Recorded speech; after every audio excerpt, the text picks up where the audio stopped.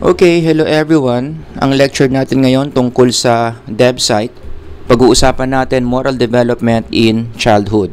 Bago natin pag-aralan to, gusto ko munang magbasa ng passage in connection to moral development.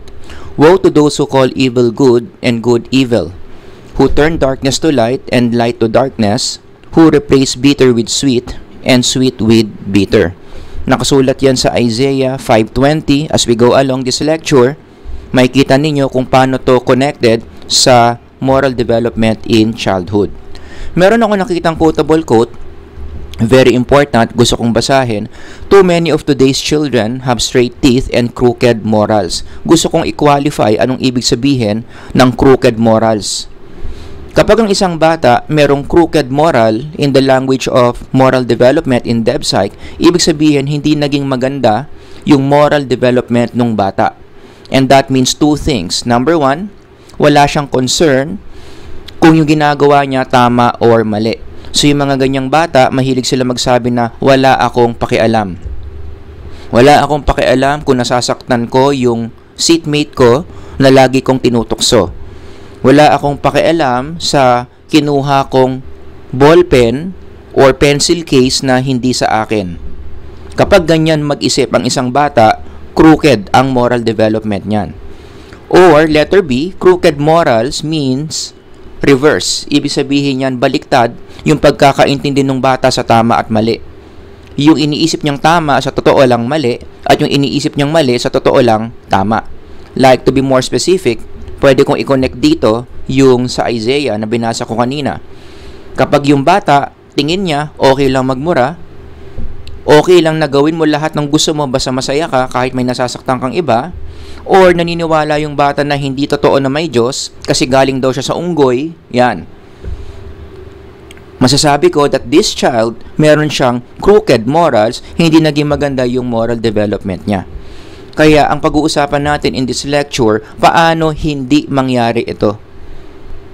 Kasi kaawa-awa yung mga bata na lumalaki sila na ganito yung moral shape nila. Baliktad yung understanding nila on what is right or wrong, or wala silang pakialam sa what is right or wrong. Kaya sinabi dito ng Bible, woe to those na ganyan. Nakakaawa kayo. Kahabag-habag kayo. Diba? So, ang language ng Bible dito, ang sinasabi, yung ganitong klaseng moral development, hindi maganda. Poor moral development. Buti na lang, ang science of psychology, may mga ginawang studies para tulungan tayo kung paano hindi maging ganyan ang moral development ng isang bata. So yan yung lecture natin for today, at gagamitin ko tong article na to as my reference article for this lecture. So babalik-balikan ko to, marami tong insights tungkol sa moral development ng mga bata. So simulan natin yung definition ng morality based on APA. Galing to sa online dictionary nila, a system of beliefs or set of values relating to right conduct against which behavior is judged to be acceptable or unacceptable. So ang morality, ito yung kakayanan ng isang tao na mag-identify at i-apply. Ibig sabihin, alam niya at ginagawa niya kung ano ang tama. Ang isang tao na may morality, meron siyang standard para masabi niya if a certain behavior is acceptable or unacceptable. If a behavior is right or wrong. Sa Tagalog, tama o mali. Kaya kapag pinag-uusapan natin morality, especially in the field of psychology, ang assumption dito, naniniwala dapat tayo sa objective morality. Na ang tama at mali sa mundo, hindi yan ginawa ng mga tao. Bago pa man dumating ang mga tao sa mundo, meron ng mga bagay na tama at mali that God has designed or God has decided. Yan yung ibig sabihin ng objective morality.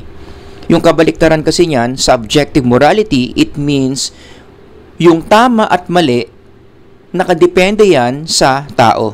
Kung feel mo tama, edi tama. Kung feel mo mali, edi mali. Kung feel mo tama magnakaw ng lapis, irespeto natin. Para sa'yo, tama magnakaw ng lapis. Kung sa tingin mo, mali ang magsimba, o mali ang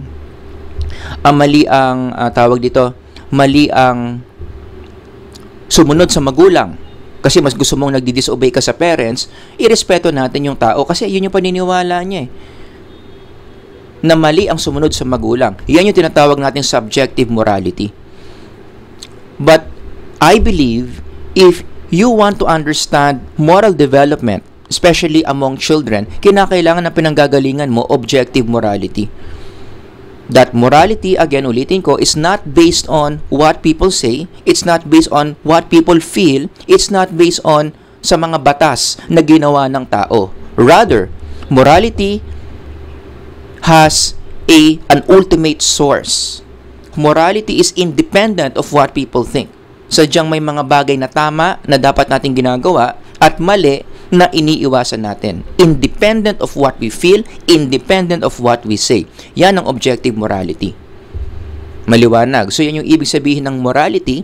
Para mas madaling pag-usapan ng morality, you have to start with the idea that morality is objective. Now, one of the things na gusto kong i-emphasize coming from this article, isa sa mga major claims ng article dito is children have moral life. Kasi minsan sa society natin, masyadong maliit ang tingin natin sa mga bata when it comes to moral issues. Hindi tayo naniniwala that children are smart enough to understand what's right or wrong, but the article disagrees. In fact, sabi dito, let me just read the red words.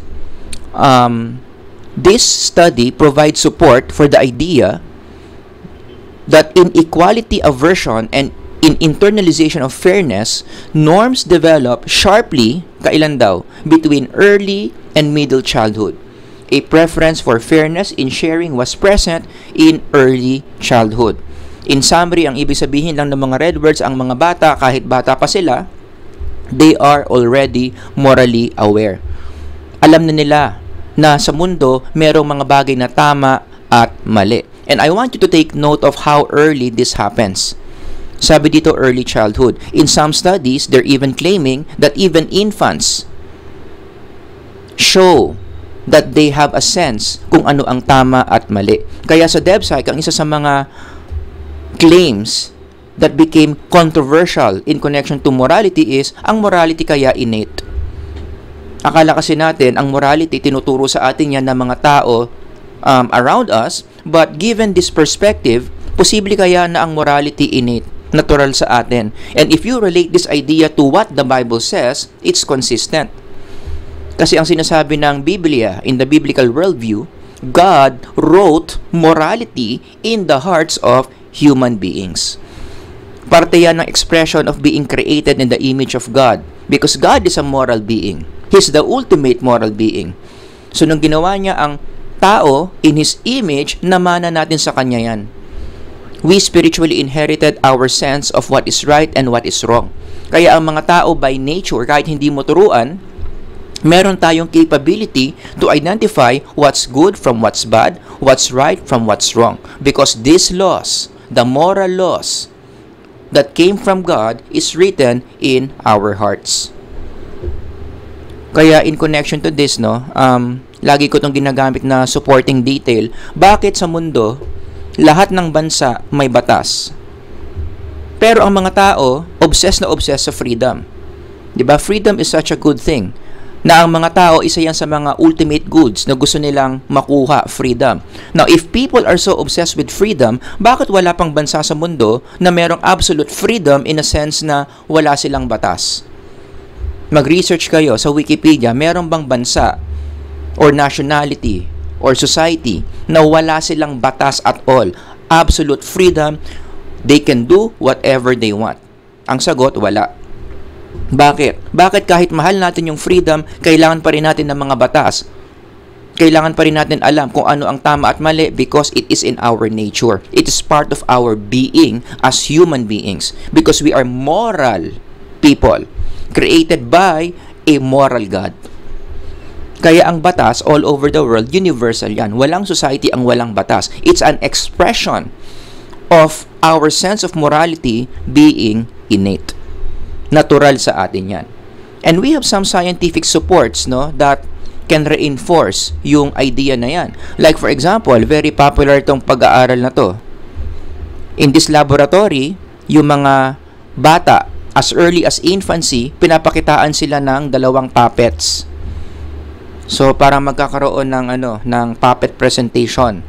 So, yung green puppet, salbahing puppet, yung red puppet, mabait na puppet. Basahin nyo na lang sa article kung paano ginawa yan. But to make the long story short, at the end of the study, yung mga babies na nakakita ng puppet play, where again the green was a bad puppet and the red was a good puppet, pinapili yung mga babies, pinapili yung mga nasa early childhood kung alin ang puppet ang mas gusto nila. And landslide, karamihan ng mga babies talaga preferred the good puppet played by the green puppet. Yung mas mabait na puppet, yun yung mas tinitignan nila, yun yung mas hinahawakan nila. They show preference to good behaviors and less preference to yung green puppet pala yung masama, they mas pinipili nila yung red puppet, mas ayaw nila yung green puppet, okay, so mas pinipili nila, mas hinahawakan nila yung red puppet, mas ayaw nilang tignan, ayaw nilang hawakan yung green puppet. And what does that tell us? At such an early age, without any or with very few social experiences, ang mga bata capable to identify good behaviors and bad behaviors. Saan galing yun? Kung maliit pa lang yung social experience nila, what will make sense of that? Maybe our sense of morality is innate. Pero, gusto ko lang dagdagan to, hindi porket sinabi nating morality is innate, ibig sabihin, hindi na natin tuturuan ng tama at mali yung mga bata. Because our sense of morality has to be reinforced. Although we have the natural capability to differentiate right from wrong, para gawing mas sophisticated yan, para gawing mas mature yan, pwede mo namang i-reinforce sa environment. Like for example, ang magandang analogy ko dito, yung cellphone apps. Yung mga cellphone natin, meron na yung mga capability to contain certain applications. Pero hindi ibig sabihin na kapag binili mo yung cellphone mo, lahat ng applications installed na. You still have to click things in your cellphone para ma-install yung app, para maging useful yung app. Kailangan mo pa rin i-install. Ganun din sa moral development.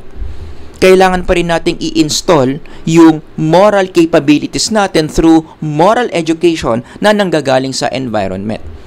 Kaya kailangan pa rin natin pagsabihan ng magulang, kailangan pa rin natin mag-GMRC sa eskwelahan, kailangan pa rin natin makinig ng mga lectures tungkol sa morality, kailangan pa rin natin makakita ng mga sample moral models in the society, kailangan natin ma-expose sa mga mababait, para ma-install yung morality natin. Okay? So, it's a balance. Meron tayong innate moral capacity which needs to be reinforced by the environment. So, yun yung mga basics na dapat matutunan natin tungkol sa moral development in childhood. I want to answer 3 questions in today's lecture. Number 1, anong mga personality traits of children that can predict moral behaviors? Bakit may mga bata na matigas ang ulo, may mga bata na mababait? Pag-usapan natin yan. Number 2, how do children learn what is right and wrong? Paano ini-install yung morality ng mga bata? Ano yung mga environmental interventions that we can do para magising yung mas lalo maging sophisticated yung idea ng mga bata kung ano ang tama at mali. And number 3, what practical steps or interventions can be done to enhance child's moral development? Para maging maayos yung pag-develop ng morality ng bata, hindi maging crooked yung morals niya, ano yung mga pwede natin gawin? Lahat yan, sasagutin natin in this lecture. Let's start with number 1. What personality traits of children predict their moral behaviors? Usually, kapag ganyan yung question, ang laging ginagamit na model dyan, yung Big 5 personality model. So, alam nyo na to, psych majors, ito yung Ocean. Ang personality natin may 5 major components: openness, conscientiousness, extroversion, agreeableness, and neuroticism. Pero sa 5 yan, ang pinaka-related daw sa morality, according to moral researchers, would be neuroticism. To be more specific, mas mataas ang neuroticism mo, mas nagiging mabait kang tao. And it makes a lot of sense if you think about it. Ano ba ang expressions kapag mataas ang neuroticism mo? O ang isang taong mataas ang neuroticism, mabilis mag-guilty, ayaw mapahiya, takot sa punishment, mabilis mag-worry, mabilis mag-guilty. Sorry, nagdoble. Delete natin to. So, ibig sabihin, kapag meron kang ganyan, ganito yung personality profile mo, mataas ang neuroticism mo, most likely, ikaw yung mabait. Masunurin ka sa batas. Ayaw mo kasing napaparusahan, ayaw mong napapahiya.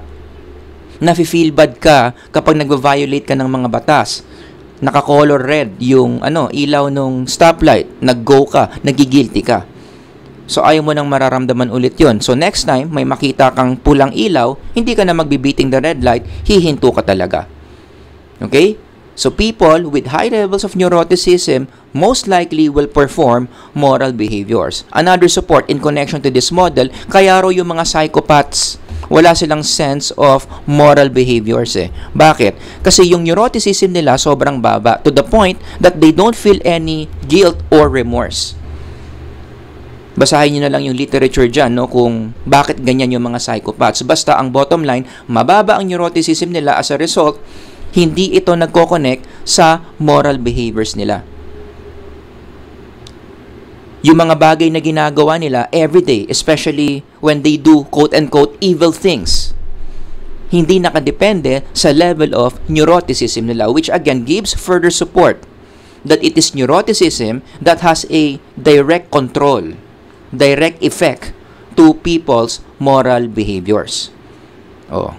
Pero ito sa literature on moral development, just to make things more complex, no? Hindi lang kasi moral behaviors na pinag-aaralan, marami pang mga moral variables in the field of moral development. Meron pa tayong moral identity, meron pa tayong moral courage. So yung relationship ng neuroticism sa moral behaviors hanggang dyan lang. Ibang storya pa kapag i-relate mo yung neuroticism sa moral identity, neuroticism to moral courage. Very quickly, ibig sabihin ng moral identity, ito yung mga tao na merong mga paninindigan. Alam talaga nila, aware sila, klarong-klaro sa kanila na may mga bagay na tama at may mga bagay na mali. Moral courage naman, ibig sabihin, ito yung willingness nila na i-apply kung ano ang tama at mali regardless of the threat. So for example, moral identity, alam mo na ang Biblia tama. Lahat ng sinasabi ng Biblia na tama, tama. Lahat ng sinasabi ng Biblia na mali, sureball, mali. So naniniwala ka that it is good to worship God, it is bad to be worldly. Ang moral courage naman, in connection to moral identity, i-apply mo yung mga biblical principles kahit may threat sa'yo. Kahit alam mong ibabash ka sa social media, kapag nag-post ka ng Christian idea, ipopost mo pa rin. In some situations, in some societies, kahit alam mong makukulong ka when you preach the gospel, alam mo, makukulong ka o pwede ka pang mabitay, pero gagawin mo pa rin kasi mataas yung moral courage mo. Okay? So, ganyan ka-complex yung field of moral development. Marami pang iba't ibang mga variables to consider. In fact, this is a good article to read if you want to learn more about this. Basahin ko lang na mabilis yung result, no, coming from this article.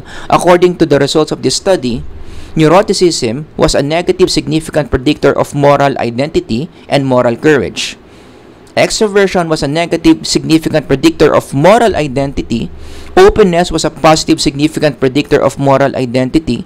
Agreeableness naman daw, positively related sa moral sensitivity and moral identity, while conscientiousness were a positive significant predictor of moral identity and moral courage. Ganyan kakomplikado ang moral development research. Pero syempre, para mas simple lang, no, i-establish ko lang ulit ito. Among the 5 big personality traits, isa sa mga variables na pinaka-related sa moral behaviors would be neuroticism.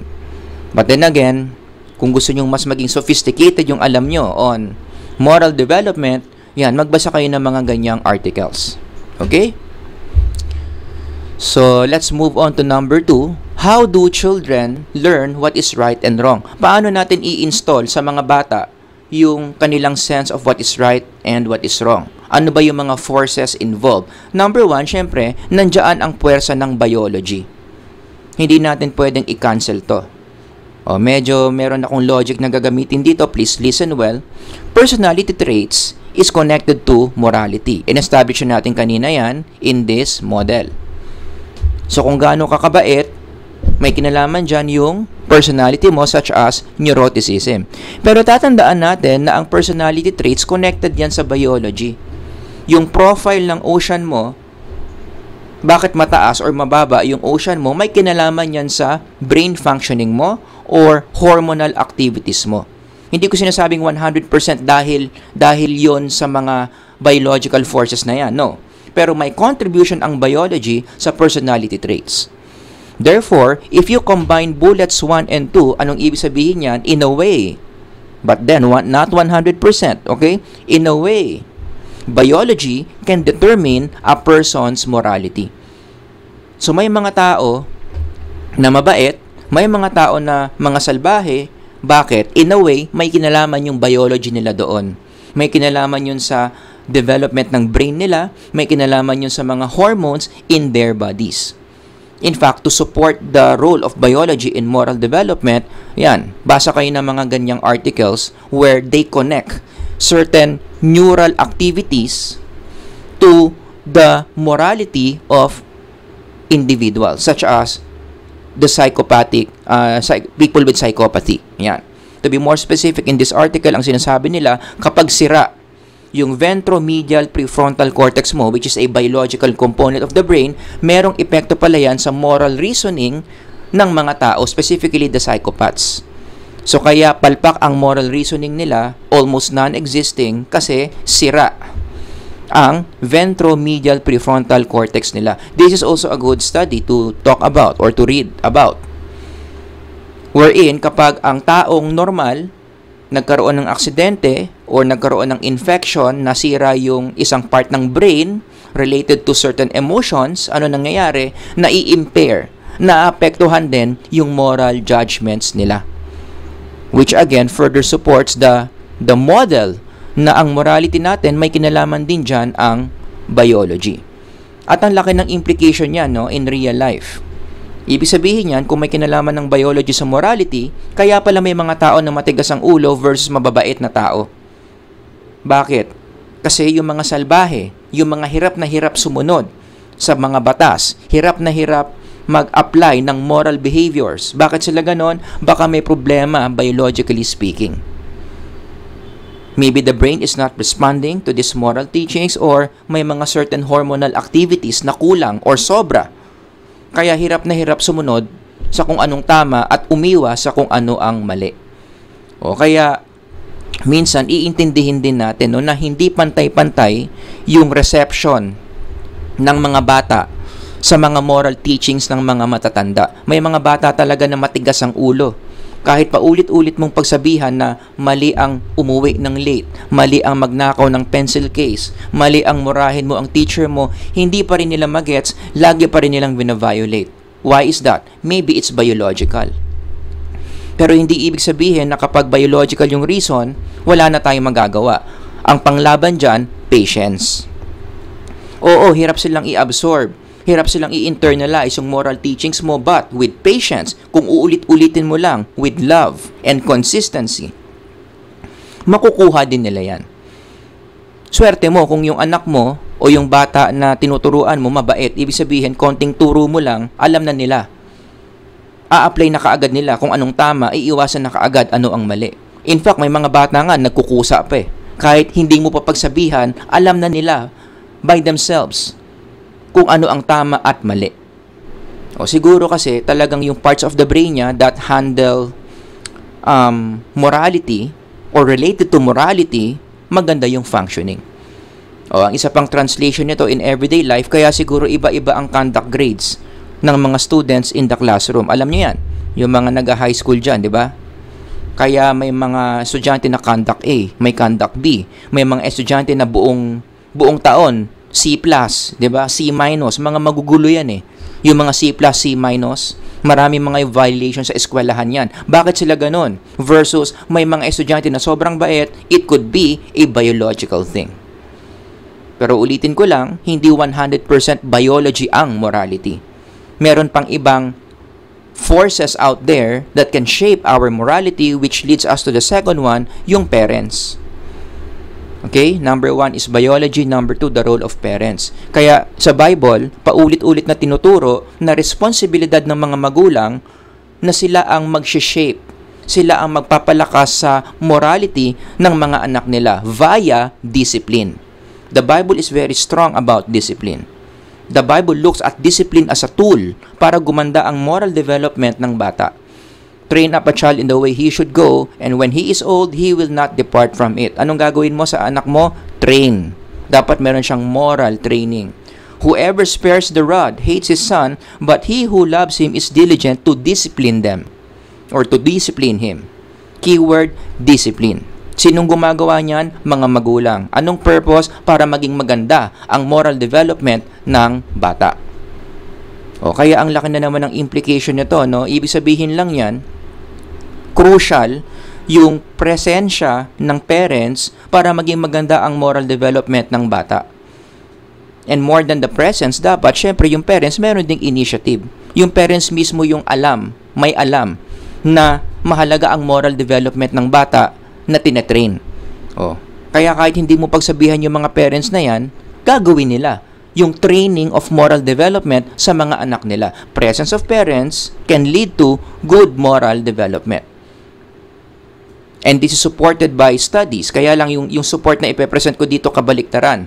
No? Paano natin nalaman na crucial talaga yung presence of parents sa moral development ng bata? May mga pag-aaral kasi na nagpapakita na yung mga bata na walang mga parents or absent parents, sila yung mga kabataan na most likely crooked, poor ang moral development. They become prone to certain negative outcomes na may kinalaman sa poor moral development, such as teenage pregnancy. Ito yung mga bata na kabata-bata, nagve-vape, kaha-kaha na umubos ng sigarilyo, marami silang social offenses, kaya madalas tong napupunta sa DSWD, kasi nahuling nagnakaw, nahuling nagda-drugs, yung iba, nag-sexually abuse ng younger children. At may mga kabataan na kapag absent yung parents, nagiging prone sila sa substance abuse, kaya nagiging addict. Kaya nagda-drugs at such a young age. So all these negative outcomes, ano explanation? Absent kasi yung parents. Walang nagturo, walang nagre-reinforce ng moral sense ng mga batang to. And again, ano ang tawag ng Bible sa mga batang yan? Woe, kawawa naman, kahabag-habag. Kapag ganyan ang nangyari sa isang bata. Okay? What else? Isa pang agent na nagsishape ng morality ng mga bata would be their peers. Ito yung mga kalaro nila. Ito yung mga kapitbahay nila na kapwa bata nila na tuwing hapon, 3 o'clock, ang gulo-gulo nila sa labas kasi naglalaro sila ng iba't ibang mga games. And as a parent, kung may parent na nakikinig ngayon, hindi kayo dapat magalit kapag ang mga bata naglalaro. Because the games that kids play can serve as their moral education.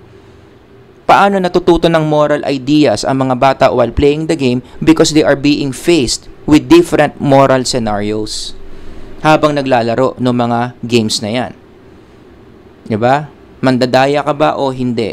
Tutulungan mo ba yung kalaban mo o hindi?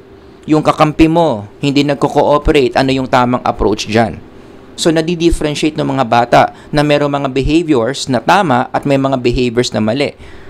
Mali pala yung mag-name calling ka, yung tinutukso mo, yung kalaro mo. Mali pala yung makipag-away kasi meron kayong hindi pinagkakasunduan sa game. O, mali pala yung nanulak ka. Mali pala yung kinagat mo, yung kaaway mo. Mali pala yung nagwawala ka sa game. Naghahamon ka ng suntukan. Kasi tuwing ginagawa mo to, napapansin mo hindi ka sinasali sa mga laro. Marami mga bata hindi ka kinakausap. So magtatanda ka na hindi mo nagagawin to. Oh. On the other hand, napapansin mo that whenever you cooperate, you help others, you share, you comfort your friends that you play with, ano napapansin mo? Mukhang dumadalas, sinasama ka sa mga laro. Marami mga bata gusto kang kaibigan. So, nadi-differentiate mo. Mas nagiging klaro kung ano ang tama at mali sa'yo. At ang maganda dito, kung ano man yung moral principles that you learn from these games that you play as a child, nakikarry over mo yan sa ibang konteksto ng buhay. Like for example, yung mga moral principles na natutunan mo sa paglalaro mo, madadala mo yan sa eskwelahan. So kung sa paglalaro mo, ikaw ay madaya, may mga ganyang bata, tuwing laro, laging nandaraya para lang manalo, dapat makorek yun. Kasi kapag hindi na-correct yun, ang magiging moral principle ng bata, okay lang mandaya, dadali niya yan sa eskwelahan. Dati-rati, nandaraya lang siya sa mataya-taya.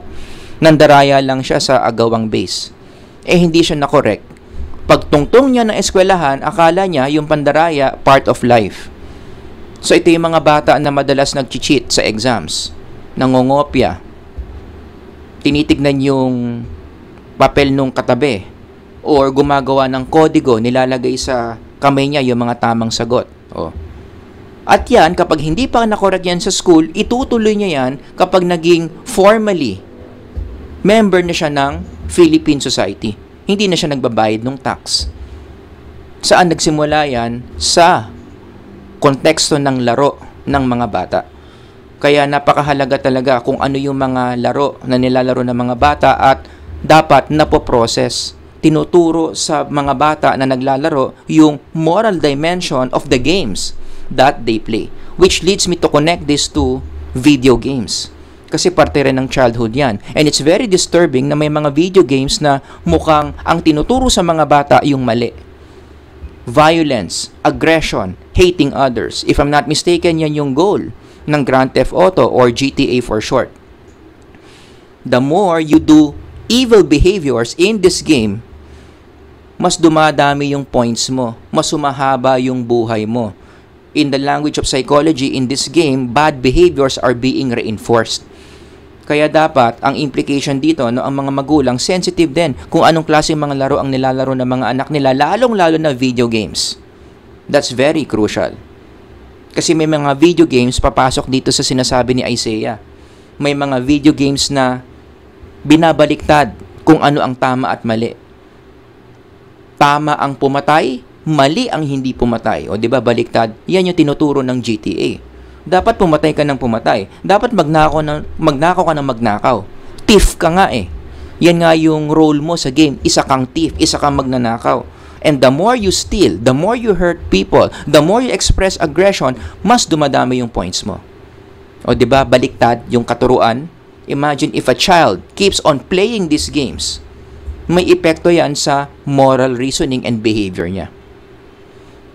And last one, number 4, wag natin kakalimutan, meron ding role ang social institutions in teaching children what's right from what's wrong. Sino ba yung mga social institutions na yan? Syempre, obviously, family. Kaya si nanay at si tatay maraming discipline strategies.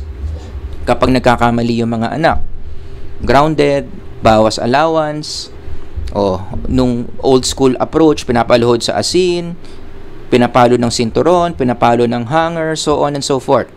So when you see these processes happen, yun yung pamilya, yun yung ginagawa ng pamilya para maging okay ang moral development ng bata. Other than the family, of course, meron din tayong eskwelahan. In fact, team up yan. Tag team yan. Eskwelahan at pamilya. Yung tinuro sa pamilya, i-reinforce ng eskwelahan.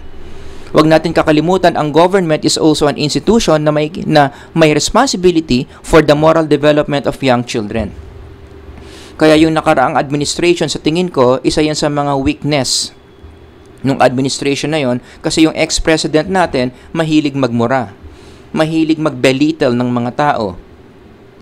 Mababa ang tingin sa opposite sex. So, when those children during his administration who saw the things that he did, may posibilidad na ginagaya nila yon. Kaya sabi ng mga kaibigan ko, based on my observations, maraming mga kabataan during Duterte's time naging mahilig magmura. Bakit? Kasi yun yung na-model. Yung pagmumura. 'Di ba? Kaya critical din yung role ng government in moral education of children. Pero I want to emphasize in this slide the role of the church in educating children on morality. Kaya very crucial. Sa tingin ko, dapat yung mga bata talaga merong church community na pinupuntahan, because that church community can positively can positively contribute to the moral development of children. Like for instance, meron akong church na alam ang pangalan, Victory. I really like this organization kasi sa mga services nila, kapag dinala mo yung anak mo, merong separate session yung mga bata. Meron talaga silang teacher doon sa session na yon, and the teacher is teaching these kids moral principles that are biblically based. Ang ganda. Kaya nga sabi dito, this is based on the website of Victory, kung ano bang ibig sabihin ng kids church. Anong tinuturo sa mga bata na uma-attend ng kids church? Love for scripture, godly character and leadership in a fun and exciting discipleship environment. Ano ang vision ng kids church? To train the next generation to honor God and make disciples.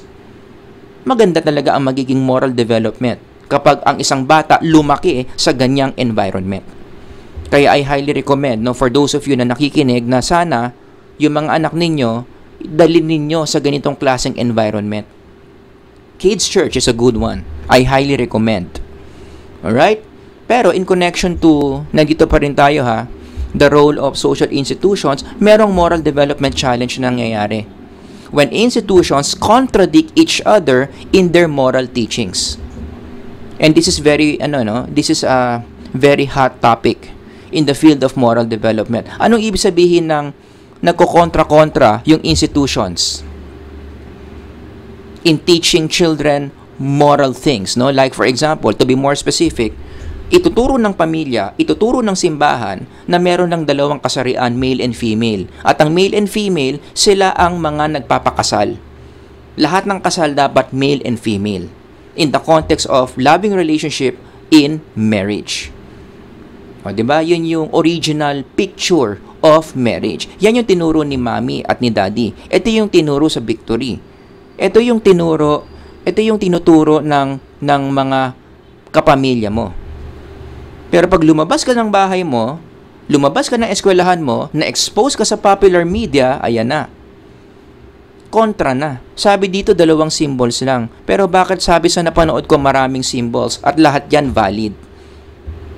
So magkakaroon ngayon ng contrasting ideas. Ma-expose yung bata sa contrasting ideas. Sabi dito, male and female lang. Sabi dito, maraming kasarian. Now, in a way, this is good. Ang tawag kasi dito, moral dilemma. Merong 2 contrasting moral teachings. Bakit maganda yan? Kasi mafo-force yung bata na mag-isip kung ano ang tama at ano ang mali. And the moment the child decides for him or herself kung anong tama at anong mali, at yung decision niya tama, maganda yun na moral development. Kasi siya mismo yung nakarealize. Hindi mo pinilit sa kanya kung ano ang tama at mali. Siya mismo ang nakarealize. Pero, sana, yun yung mangyari. Paano kasi kung hinayaan mo yung bata na mag-isip kung alin dyan ang tama, alin dyan ang mali? Tapos, nag-conclude siya, pero yung conclusion niya, mali. Doon ngayon nagiging crooked yung morality ng bata. Diba? So anyway, going back here, ano yung mga posibleng problema na pwedeng mangyari dito? Problem number 1 is, kapag yung bata na-expose sa ganyang situation, tapos ang ending niya, natuto siya ng moral relativism, which is the dominant teaching of our popular culture. Sasabihin ng mga tao, parehong tama yan. Irespeto na lang natin yung paniniwala ng lahat ng tao. Have you heard of that argument? Very common yan. Diba? So, tama na male and female yung kinakasal. Tama rin na marami mga symbols, hindi lang male and female, pareho nating irespeto. Both are right. Ako, personally, kapag ganyan ang natutunan ng bata, hindi maganda yan. Nakaka-contribute yan sa crooked morality ng bata. Diba? Problem number 2, is, ito mas matindi. Kapag ang bata na expose doon sa contrasting moral teachings, posible na magkaroon siya ng moral reversal. Anong ibig sabihin ng moral reversal? Yung society, i-demonize yung totoong tama and then gagawing good yung mali. So in this example, sasabihin ng society, yung Christian teaching, mali. Close-minded yan. Pag ito yung pinaniwalaan mo, judgmental ka, anong klaseng tao ka, dapat lahat sa'yo okay. Mali yung Christian teaching, tama yung popular teaching, kaya dito ka. So yung bata, doon siya nahila sa mali. Yan yung problem number 2 whenever children are faced with this situation. Kaya crucial to kung paano mare-resolve. Paano mo tutulungan yung bata na ma-resolve yung ganitong moral dilemma. Kaya going back to that example, no, kapag yung bata naniwala na sa mali at yung tama tinawag niyang mali, anong sabi ng Bible? Nakakaawa yung mga ganyang bata. They begin to have crooked moralities. Ang isa pang example other than sexuality and marriage, no, yung usapin ng nature ng tao. Anong sabi ng simbahan? Anong sabi ng pamilya? We are created in the image of God. On the other hand, dahil daw nasa 21st century na tayo, hindi na raw tayo dapat naniniwala dyan. Ano na dapat? Maniwala ka na galing tayo sa unggoy. We just evolved after billions of years. There's no need for a creator called God. Diba? So again, ano ang dapat na mangyari para maging maganda ang moral development ng bata? Step 1, sinabi ko na kanina to, dapat ma-differentiate niya na hindi pwedeng parehong tama yan. Kaya ayoko ng moral relativism. Ang moral relativism, sinasabi mo na lahat tama, respeto na lang natin lahat. Mali. Sa mundo, may mga bagay na tama at may mga bagay na mali. So that's step 1. Dapat ma-identify ng bata alin dyan ang tama, alin dyan ang mali, and then the child, by being guided by someone, or siya mismo ang nakarealize, pupunta siya doon sa tama. Yan. So in this example, ito yung bata na naging maganda yung moral development. Pinaniwalaan niya kung ano talaga yung tama, at yung sinasabi niyang mali, yun talaga yung mali. Hindi nagkaroon ng moral reversal. Unfortunately, in our society today, lalong-lalo na sa Western nations, nako, yan ang problema. Kasi mas malakas talaga ang puwersa ng mga mali. Yung klarong-klaro mga maling ideas, ang gagaling nila mag-convince na sila yung tama, and a lot of children are being swayed by this. Nakakalungkot lang, in America, yung government nila kampe sa mali. Such as, passing these kinds of laws. Yung iban mo, yung teaching that we are created in the image of God, mas okay pa na ituro daw sa mga bata that we just evolved from nothing kasi raw mas scientific yon. Kaya kumusta naman yung moral development ng mga bata sa Amerika, hindi na lang ako magko-comment. You can just read the data on that. Or read the newspapers. Kung ano yung ginagawa ng mga bata na ganyan ang paniniwala inside the school.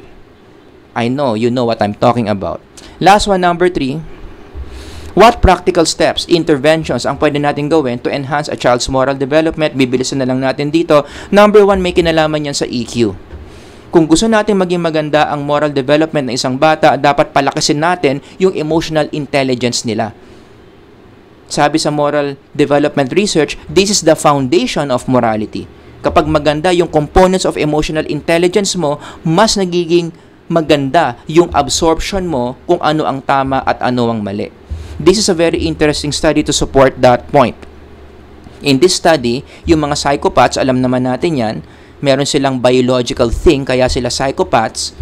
Pero in this article, naipakita that when you improve on psychopaths' EQ, nagkakaroon ng connection na yung kanilang EQ o yung kanilang EQ sa moral behaviors nila. In other words, nag-i-improve yung moral behaviors nila, which tells you that psychological interventions such as improving a person's EQ in a way can overcome, mas makapangyarihan sa biology ng mga psychopaths. Basta ayusin mo yung EQ ng mga psychopaths, may improvements kang makikita in their moral behaviors. That's the bottom line. So EQ is very important to shape a person's morality. Number 2, it is also wise to use negative emotions to promote or to develop the moral dimension of the child. Tatandaan ninyo, strong foundation ang negative emotions para matuto tayo kung ano ang tama at mali. Kaya nga 'di ba, going back to the study I mentioned a while ago, neuroticism is very related to moral behaviors. Anong ibig sabihin ng neuroticism? Bad feelings, bad emotions. But bad feelings and emotions are not always inherently bad. Minsan yung mga bad emotions na yan, may magandang dulot yan. Tumitibay yung morality natin. Ang hirap kasi mag-develop ng moral awareness kung hindi mo gagamitan ng negative emotions. Kung puro ka na lang pa-feel good sa tao. In fact, baliktad pa nga nangyayari. The more you make a person feel good about him or herself, the more na kinakancel out mo yung mga bad emotions niya, mas mataas yung chance na nagiging morally crooked yung tao. Nagiging spoiled brat. Gusto lahat ng gusto nasusunod agad. 'Di ba? Even God agrees with this approach eh. Yung unang utos niya sa tao na huwag kumain doon sa fruit na pinagbabawal niyang kainan, gumamit din ang Diyos ng negative emotion dito through a threat, right? But you must not eat from the tree of the knowledge of good and evil, for when you eat of it, you will surely die. Siyempre, nung narinig ng tao yan, ng mga sinaunang tao that you will surely die, in a way, nag-increase ang negative emotions nila dyan. Because they are not supposed to die. They are eternal, right? Pero gumamit ang Diyos ng threat. I gave you free will. You can choose to follow or you can choose to obey or disobey. But if you do disobey, matakot kayo, you will surely die. So that approach is consistent with this. Na pwede natin gawing foundation yung negative emotions para ang bata matuto ng tama at mali. Same principle in discipline. Kaya ang discipline, ang common denominator ng lahat ng discipline strategies, it will increase the negative emotion of the child. Mahihirapan sila, magsasuffer sila, mawawalan sila ng freedom. Pag grounded mo, mababawasan yung allowance nila. Hindi nila pwedeng gawin yung mga gusto nilang gawin. 'Di ba? Bakit ganun ang nature ng discipline?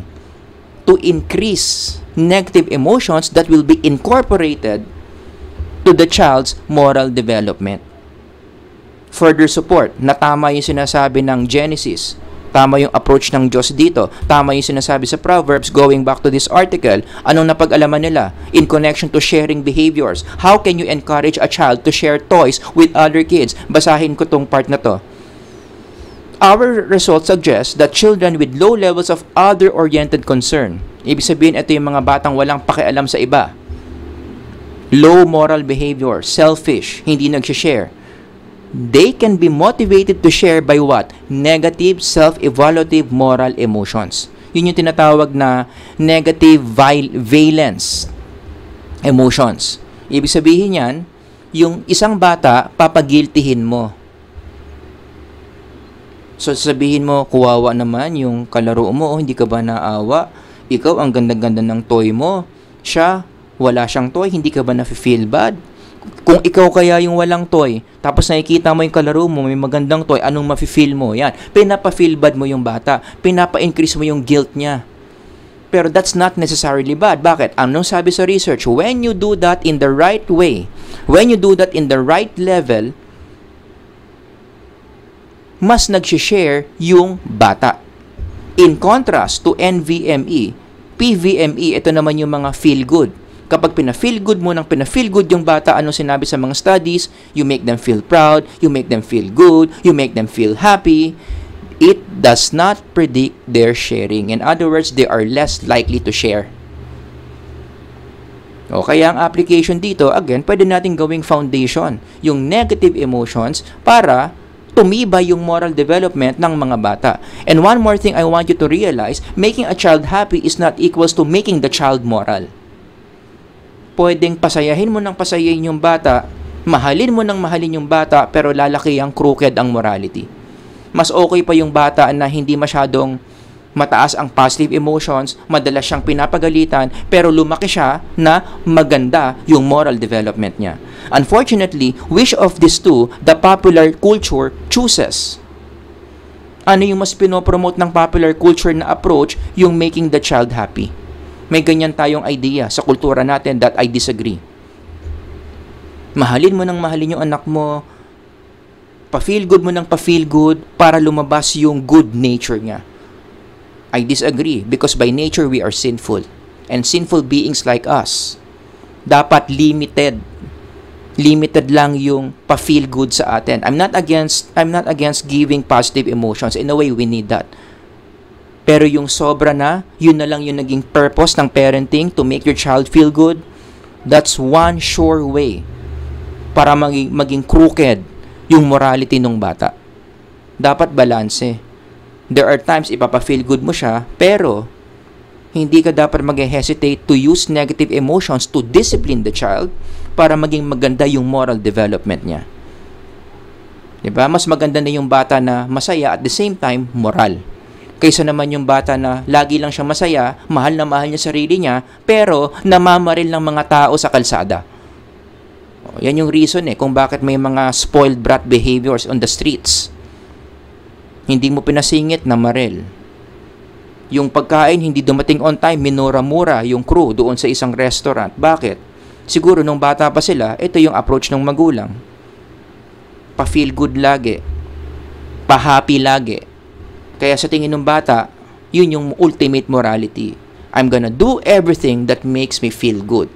And if people don't make me feel good, aawayin ko sila. Yan ang crooked morality.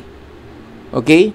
Number 3, enhancing children's cognitive development can lead to moral development. Ibig sabihin, basic principle dito, ang foundation ng moral development is a good cognitive development. Because understanding what's right and what's wrong, it takes cognitive skills.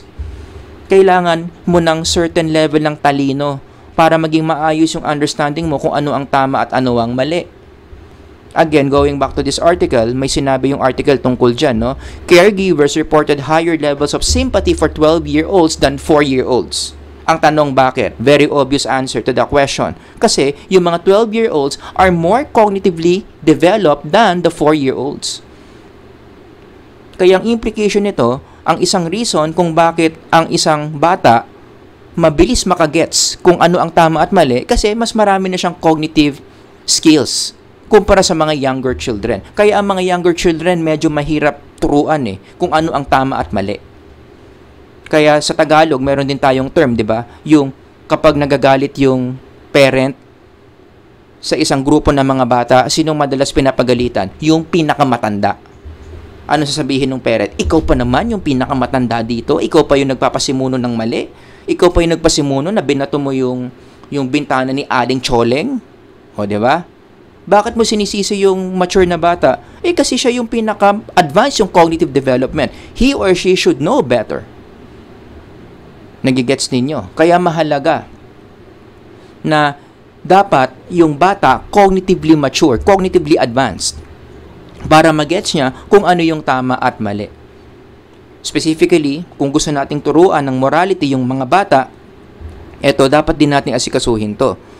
'Di ba? Yung level of intelligence nila, problem solving skills, decision making skills, attentional skills. Kapag okay yung mga yan, maganda ang foundation mo diyan, na-stimulate mo ng maayos yung mga yan, mas magiging maganda yung reception ng morality when they grow, while they are growing up as moral beings. Kaya din siguro may mga bata matitigas ang ulo. Hindi ma-absorb yung mga bagay na tama at mali. Bakit? Hindi maayos yung development ng apat na yan. So, dito mo simulan. Okay? Pagandahin mo to, and then sundut-sundutin mo ng moral teachings, magiging maganda yung moral development ng bata. Piaget agrees. Believe it or not, John Piaget had something to say about moral development. Akala natin puro cognitive development lang. Pero siya rin, meron din siyang stages of moral development. And he claims na para tumaas yung stage natin in our moral development, ang prerequisite niyan, ang requirement niyan, dapat mas tumatalino tayo. Mas nagko-cognitively advanced tayo, mas nagiging maganda yung moral reasoning natin. Mas nagiging sophisticated. Kahit si Lawrence Kohlberg, ganyan din yung stages niya of morality. Paano ka makakarating sa level 3? Dapat, nasa stage 3 ka ng cognitive thinking ni Piaget. If you want to have a sophisticated moral sense, you need to have a sophisticated cognitive development. Yun yung point nung slides na to. Okay? Hand in hand ang cognitive development sa moral development. Number 4, we need to increase efforts, or the social institutions need to increase their efforts to teach morality. Pinag-usapan na natin kanina to, no? Ano ba yung mga basic foundations, basic moral teachings that will make moral development better? Kapag ang bata natutunan niya yung tatlong major statements na to, that there is a God who is the author of objective right things and wrong things, and we need to be serving God, and then others, and then lastly, ourselves. Ito yung ultimate, ideally, good moral teachings. The thing is, sana, yung different institutions consistent sila na lahat sila, ito yung tinuturo sa mga bata. Gets nyo? Pero syempre, that exists in the ideal world. Kasi sa totoo lang, sa tunay na buhay, inconsistent yung mga social institutions. One institution will teach one thing, the other institution will teach another. Iba yung ituturo ng pamilya sa ituturo ng media. Iba yung tuturo ng school, in some schools, iba yung ituturo sa pamilya. Oh, one example again, yung school. Supposedly, ang school dapat ang namumuno dito eh. Sila dapat ang nagre-reinforce sa mga moral ideas na yan na nagsimula sa pamilya. Pero may mga schools baliktad. Yung tinuro sa pamilya, sisirain pa nila, such as again, a lot of schools in America. A lot of schools in America, they don't believe that there's God, they don't believe that there's objective right and wrong, and they teach children to love themselves above all else. Kasi yan ang katuruan ng evolution. It's all about you. Enhance your survival. Eat or be eaten. Kill or be killed. Only the strongest survive. Yan ang tama. Yung Bible, mali. You are created in the image of God, mali yan. Paniwalaan mo yung evolution. Hayop ka. Kaya dapat, i-enhance mo yung pagkahayop mo. Kapag naging ganyan yung moral principle ng bata, then they will have no problem doing this in their fellow human beings. Kaya tignan nyo yung profile ng mga mass shooters in America. Pumasok sa eskwelahan, nag-random fire ng baril, ang dami namatay. Bakit nila kayang gawin yon? One indicator or one contributor would be this one. Hindi ko ino-oversimplify ito ha. Hindi dapat natin alisin yung variable of mental illness kaya nila nagawa yan.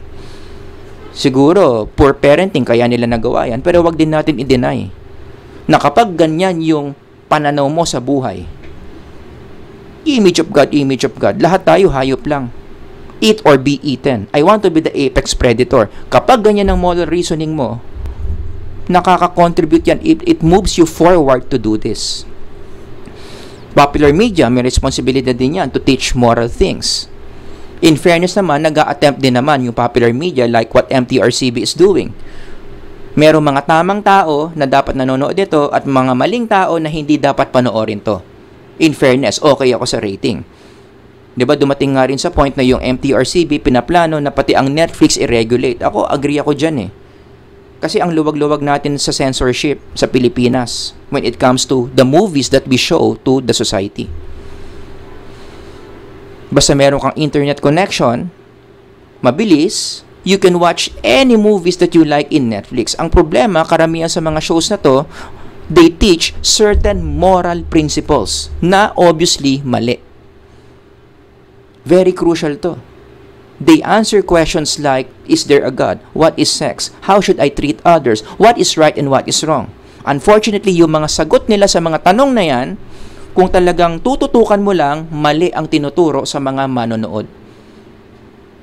Wala lang ako data dito eh, pero ako sa tingin ko merong strong and negative relationship yung Netflix consumption and moral reasoning. Tingin ko. Mas nanonood ka ng Netflix, mas na-absorb mo yung values at moral reasoning ng Netflix, mas bumababa yung quality ng moral reasoning mo. Kaya maraming tao ngayon ganyan. Yung sense of what is right and what is wrong nila baliktad or they don't care at all.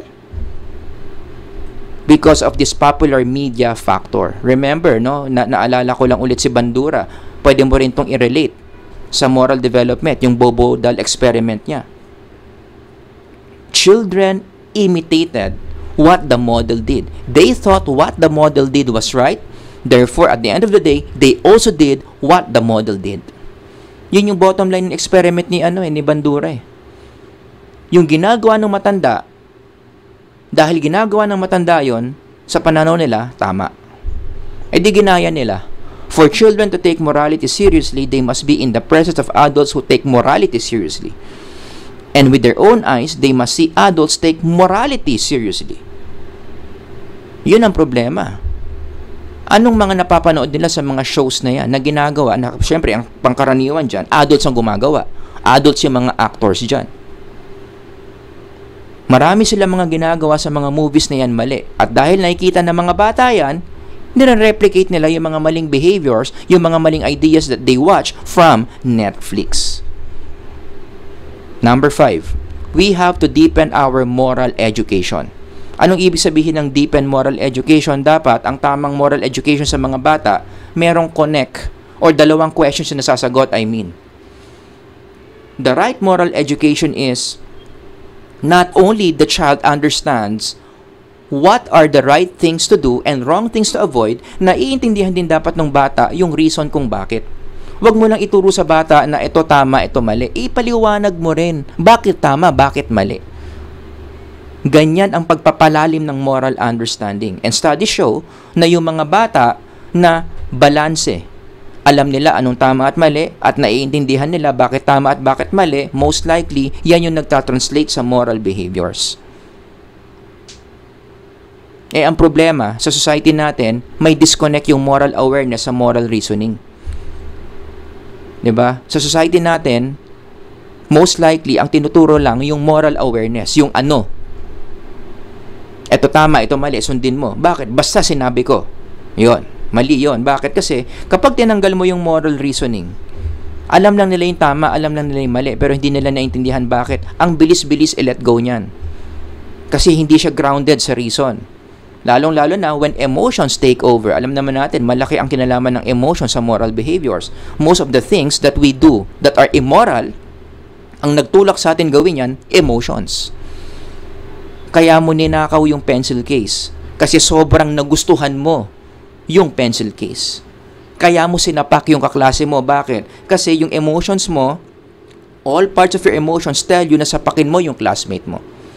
Nagigets ninyo? So kapag walang reasoning, puro ka lang moral awareness, the moment that emotions arise, biglang lumakas yung galit, lumakas yung sex drive, lumakas yung inis, wala. Easily malalet go yung moral awareness, hindi natatranslate sa moral behaviors. So dyan na yung nanggagaling yung mga bata na palasimba naman, pero maraming kaaway sa eskwelahan. Bakit? Hindi nagtatranslate sa moral behaviors yung moral awareness niya. Kasi kulang siya sa grounding sa moral reasoning. So dapat yan balanse. Lalong-lalo na, no? Isa pang problema kaya hindi nagtatranslate sa moral behaviors yung moral awareness kapag pinaniwala mo yung bata that everything is correct. Again, moral relativism. Kapag dyan nagsisimula yung bata, lahat tama, irespeto na lang natin lahat ng ways ng mga tao. Kung ang pananaw mo, premarital sex tama, sa akin mali, let's just agree to disagree. Ano ngayon ang epekto niyan? What's the point of doing moral behaviors? People just do things what they feel is right or what they feel is wrong. So wag na tayong mag-moral behaviors. It won't matter anyway. Just do what you want to do. Nagigets ninyo? So yung dalawang yan, risk factor yan sa moral development ng mga bata. Kaya nagiging crooked yung moral development because of those two problems. Kaya again, baka malimutan nyo yung number 5, anong dapat natin gawin? Deepen moral education by balancing, teaching, moral awareness, and moral reasoning. And last one, number 6, we need to start children early. Kailangan bata pa lang, tinuturuan na natin sila kung ano ang tama at ano ang mali. Maybe they have limited understanding, but in patience, in applying patience as time goes by, unti-unti naman nilang ma-absorb yan. Again, you remember the puppet study a while ago. Infants pa lang, early childhood pa lang, they are already aware of what's right and what's wrong. You just have to make it more sophisticated habang lumalaki sila through the environment. So given this idea, mali yung reasoning na sabihin mong, hayaan mo na siya maging bata. Hindi pa niya alam yan. Okay lang na makita ng mga bata yung mga ganyang behaviors kasi hindi pa naman nila alam yan. At may mga ganyang noontime shows, hindi na lang ako magbabanggit ng noontime shows, no? Pero marami silang mga behaviors na pinapakita na hindi maganda sa harap ng maraming bata, but they think it's okay. Naging controversial yan. Basa na lang kayo ng mga nangyari sa internet para malaman niyo yung sinasabi ko. I disagree when you say na okay lang ipakita to sa mga bata kasi hindi pa naman nila naiintindihan yan. Again, I refer them to these studies. We are moral beings. At a very young age, we sense what's right and what's wrong. Meron pang isang nagtanggol dito sa show na to, no? Hindi ko na lang sasabihin yung pangalan, pero yung taong to, who is a professional, nagbigay ng statement to justify, to explain why walang maling nangyari dito sa segment na to. Anong sinabi niya? Let me just read. This is a public document. A person's individual experience or circumstance shapes his or her perception, including that of sexual activity or malice. In this case, a person, especially a child, who does not yet have sexual awareness will not perceive the act of licking food or icing from one's fingers as malicious or sexual. Here I disagree, because this is not just a matter of kung nakita ba nilang dinidilaan yung icing ng daliri. It's how they did it. And in what context? Sino ba yung mga characters na gumawa niyan? I know you get the point. Therefore, the children present during the subject show who were 7 years old and below, eto nga 7 years old ang sabi nga dito sa study, infancy pa lang, meron na silang moral awareness. So, I disagree with this. And even the children watching will not ordinarily perceive the subject conduct as sexual or malicious. Ito yung second disagreement ko. How did you even know na lahat ng nanonood na wala sa studio is what? 7 years old and below. Paano kung merong 8 years old? Paano kung merong 9 years old? Paano kung merong 10 years old? Ayoko na lang pahabain yung discussion ko dito, no? But in general, I disagree with this statement at ang reason ko in connection to this study on moral development. Hindi maganda na i-expose yung mga bata sa mga behaviors na hindi maganda at sabihin mo na wala namang epekto sa kanila yon. Remember what Jesus said about this. But whoever causes one of these little ones who believe in me to stumble, it would be better for him if a millstone were hung around his neck and he were thrown into the sea. Anong ibig sabihin ni Kristo dito na causes one of this little one to stumble? In some translations kasi yan yung word na ginamit. Whoever, ito pala, sorry, andito yung word. To stumble. Cause to stumble means what? To model wrong behaviors as something right or neutral. Counted yan as stumble. So kapag adult ka, ganyan yung reasoning mo, okay lang gawin tong indecent behaviors na to, hindi pa naman kasi alam ng mga bata yan, that's counted as causing these kids to stumble. And Jesus hates that. Sabihin mong tama lang, sabihin mong wala namang epekto yan, pero klarong-klaro na mali. Hindi maganda yan sa moral development ng mga bata. And again, in connection to this, related na naman yan doon sa passage natin for the day. Woe to those who call evil good and good evil, who turn darkness to light and light to darkness, who replace bitter with sweet and sweet with bitter. Alright? So, hindi dapat ginagawa yun sa mga kabataan. Dapat tinuturuan natin yung mga kabataan kung ano yung tama at ano yung mali. Dapat nilang gawin yung tama at iwasan yung mali. Hindi yung ninyo-neutralize natin lahat. Na depende lang yan sa feeling mo kung tama or mali. That's not a good thing for moral development of children. Alright? Medyo napahaba yung lecture natin kasi maganda naman talagang discussion natin. If you have any questions or other examples na hindi ko nasabi, ilagay nyo lang dyan sa comment section. Sir Howard here. Until next time, God bless everyone. Bye-bye.